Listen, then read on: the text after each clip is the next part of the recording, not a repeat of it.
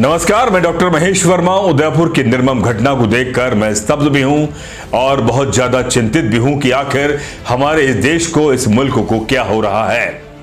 लगातार इस तरह के जहरीले बयान, इस तरह के भाषण और साथ ही ये निर्मम घटना को देखकर अपने आप में एक सवाल पैदा हो रहा है कि आखिर इस मुल्क को क्या हो रहा है। डेमोक्रेटिक भारत का संपादक हूं तो डेमोक्रेटिक पॉइंट ऑफ व्यू से ही मैं बात आपसे कर रहा हूं। आखिर इसका जिम्मेदार कौन है? हम अगर इस तरह के सवाल, इस तरह की घटनाओं पर सख्त से सख्त कार्रवाई नहीं करेंगे, चाहे वो किसी भी मजहब का हो, किसी भी जाति का हो, किसी भी राजनीतिक पार्टी का हो, उसके खिलाफ अगर कानून कार्रवाई नहीं करेगा तो मुझे लगता है कि इस तरह की घटनाएं लगातार होंगी। लेकिन मैं फिर कहूंगा कि इस तरह की घटनाओं को रोकने के लिए सरकार को अपना इकबाल दिखाना होगा और धर्म और जाति और विचारधारा से ऊपर उठकर इस पर लगाम लगाना होगा। तब जाकर हम इस देश में अमन और शांति कायम कर पाएंगे। ये जो दो अपराधी और आतंकवादियों ने घटना के दौरान और घटना के बाद में जो बयान दिया है, हाथ में हथियार लेकर कि हमने घटना को अंजाम दे दिया है और देश के प्रधानमंत्री को भी वो धमकी दे रहे हैं, तो साफ तौर पर जाहिर है कि उनके हौसले किस तरह से बुलंद हैं। सरकार, खासतौर पर राज्य सरकार को और एनआईए, केंद्र सरकार को सख्त से सख्त इन अपराधी और इन जिन्होंने आतंकवादियों ने घटना को अंजाम दिया है उनके खिलाफ सख्त से सख्त धाराओं में इनके खिलाफ मामला दर्ज हो और फास्ट ट्रैक कोर्ट के जरिए इन्हें सजा मिले, जिससे एक बड़ा पूरे देश के अंदर एक मैसेज जा सके कि जो इस तरह की घटनाओं को अंजाम देगा, जो धार्मिक कट्टरता, उन्माद फैलाएगा, सांप्रदायिक उन्माद फैलाएगा, उसका अंजाम सलाखों के पीछे होगा और उसे सख्त से सख्त धाराओं में गिरफ्तार करके उसे कठोर से कठोर, जो भी कठोर से कठोर है, सजा मिलनी चाहिए। और साथ ही मैं तमाम उन लोगों से भी कहना चाहता हूं कि आप सुलझे हुए बुद्धिजीवी हैं और इस देश में अमन चैन चाहते हैं तो कम से कम इस तरह के वीडियो को वायरल ना करें। मेरे पास भी ये वीडियो आया, मैंने जिन्होंने मुझे वीडियो भेजा तो मैंने उनसे सवाल पूछा कि आखिर आपने मुझे ये वीडियो क्यों भेजा, तो उन्होंने कहा कि आप इस वीडियो को देखें और इसको देखेंगे तो आपके अंदर भी खून खोलेगा। तो मैंने कहा कि ये गलती एक तरफ की नहीं है, ये दोनों तरफ से इस तरह की गफलत हो रही है। मैं बड़े जिम्मेदारी से कह रहा हूं कि हमें दोनों को, दोनों भी, जो भी हमारा मजहब है, चाहे हिंदू हो, चाहे मुसलमान हो, चाहे बौद्ध हो, जैन हो, सिख हो, ईसाई हो, तमाम जो भी लोग हैं, हमें हिंसा को छोड़ना होगा। हमें सद्भावना से, प्यार मोहब्बत से बात काम करना होगा। तभी इस देश को हम एक महान देश बना सकते हैं।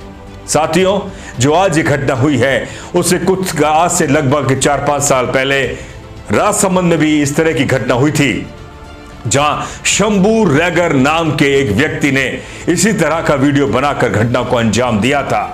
आज वो सलाखों के पीछे है। ऐसा ही यूपी के अंदर भी ऐसी घटना हुई थी। मैं चाहूंगा कि इस वीडियो के मेरे जो मैसेज के माध्यम से प्रशासन इस बात को समझे और लोगों से मैं हाथ जोड़कर विनती करता हूं, मेरे पत्रकार भाइयों से, मेरे सोशल मीडिया के भाइयों से, तमाम जो अभिव्यक्ति की आजादी पर अपनी बात लिखते हैं, कि किसी भी तरह की कोई अफवाह की बात ना करें। प्रशासन के साथ तालमेल बैठाएं और उनकी बात भी सुने, क्योंकि हमारा एक बयान, हमारा एक भी अफवाह वो पूरे माहौल को खराब कर सकता है। और साथ ही राज्य का जो प्रशासन है, लगातार राजस्थान के अंदर इस तरह की सांप्रदायिक घटनाएं लगातार देखने को मिली है। इसका मतलब है कि राज्य सरकार पर भी सवाल निशान उठ रहा है कि आखिर प्रशासन कर क्या रहा है। क्या यहां पर प्रशासन का इकबाल चलेगा या इन आतंकवादियों ने जो आज कहा है कि हमारे पैगंबर का जिन्होंने बयान दिया है उसका यही हर्ष होगा, यही अंजाम होगा।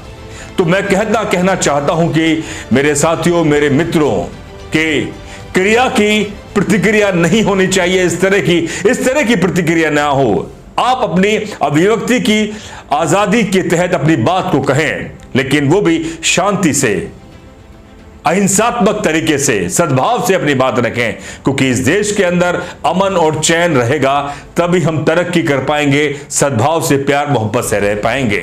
आतंकवादियों ने अपराधियों ने घटना को अंजाम दिया, उसके बाद धमकी दी है, इस देश के प्रधानमंत्री को धमकी दी है और कहीं ना कहीं सभी को धमकी दी है। इसलिए सरकार अब अपना काम कर रही है। इसलिए आगे हमें अपना काम करना होगा, हमें अपनी जिम्मेदारी और अपनी संवेदनशीलता भी दिखानी होगी। हमें प्यार मोहब्बत से क्रिया की प्रतिक्रिया नहीं करनी, इस तरह की प्रतिक्रिया नहीं करनी कि जिससे कानून व्यवस्था बिगड़े और माहौल खराब हो।